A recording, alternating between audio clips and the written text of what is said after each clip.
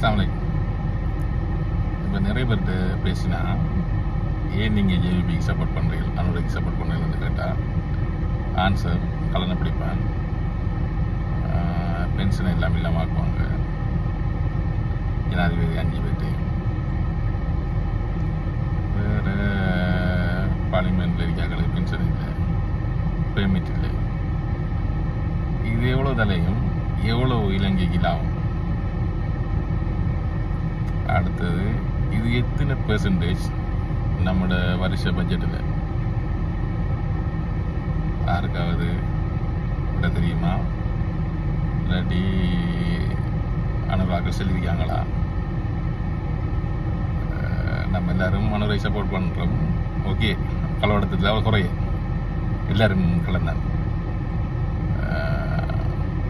கஞ்சனாமா எனக்கு சொன்ன மாதிரி ஆறாருக்கு ஆப்பர்ச்சுனிட்டி கூட இருக்கோ அவர் கூடியாகவும் ஆப்பர்ச்சுனிட்டி இல்லாத குறையாகவும் அளவுக்கு அளவு களவெடுத்திருக்காங்க, டீல் பேசியிருக்காங்க. இப்போ இருக்கிறதுக்குள்ள குறைஞ்ச கல்லன்னு சொன்னால் அனுரையும் டீம் சொல்லுவோமே. பொருளாதாரம் தானே இலங்கையில் பிரச்சனை. அந்த பிரச்சனையை தீர்க்கிறதுக்கு அனுரைக்கு ஒரே ஒரு வழி கலன் பிடிக்கிறதும் இந்த எக்ஸ்பெண்டிச்சர்ஸை குறைக்கிறதும். எனக்கு பிறகு நிறைய ஃப்ரெண்ட்ஸ் மாதிரி சொல்கிறது அதை வச்சு தானே அவருக்கு போட போகிறாங்களாம், இல்லாட்டி அவருக்கு சப்போர்ட் பண்ணுறாங்களா. நிறைய ஓட் போடாத ஆக்களை இந்த மாதிரி சப்போர்ட் பண்ணுறாங்க. இங்கே இருந்துக்கு வெளிநாட்டில் இருந்துக்கு அங்கே இங்கே இருந்துக்கு அவளை தவிர நாட்டில் இருந்து சப்போர்ட் பண்ணுறாங்க. இது 2 காரணத்தை பிரித்து சொல்கிறாங்க. இதால் நமக்கு இலங்கைக்கு எவ்வளோ லாஸ்ட், இல்லாட்டி எவ்வளோ லாபம்? யாராவது யோசிச்சு பார்த்துருக்கீங்களா? இது பெரிய காசா?